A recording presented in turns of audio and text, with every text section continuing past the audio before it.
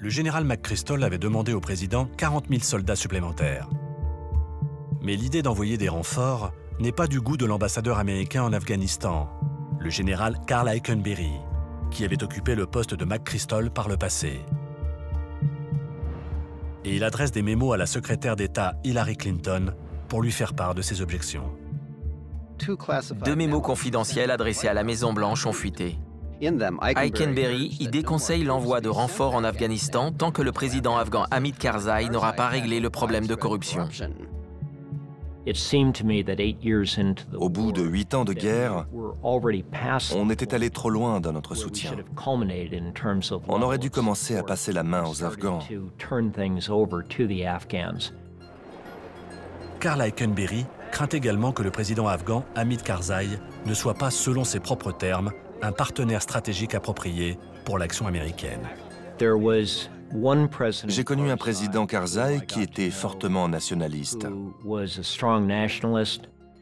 Mais il y avait un autre président Karzai qui semblait tout droit sorti d'une tragédie de Shakespeare. Et ça compliquait sérieusement la tâche des États-Unis. Good evening. I want to speak to you tonight about our effort in Afghanistan. Après plusieurs mois de délibération, le président Obama prononce un discours à West Point dans lequel il accepte d'envoyer 30 000 soldats en Afghanistan, mais en planifiant d'ores et déjà leur retour.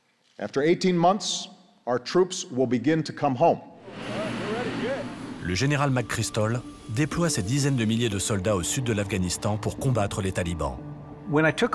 Quand j'ai pris mon commandement, il y avait un essor des talibans, mais ce n'était pas un phénomène facile à localiser.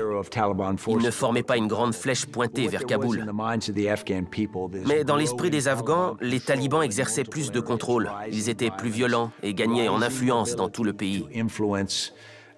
Alors il a fallu freiner cette ascension, en persuadant le peuple afghan que les talibans n'allaient pas se renforcer, mais s'affaiblir.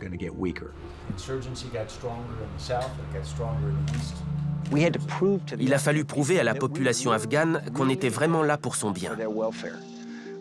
Mais quand on commence une guerre, on l'oublie un peu vite. On se dit, bon, on n'a qu'à vaincre l'ennemi et à ce moment-là, les Afghans pourront reconstruire leur vie. Mais ça nous ramène presque à ce qui se disait au Vietnam. Il faut brûler le village pour le sauver. Les gens ne veulent pas que vous brûliez leur village pour les sauver.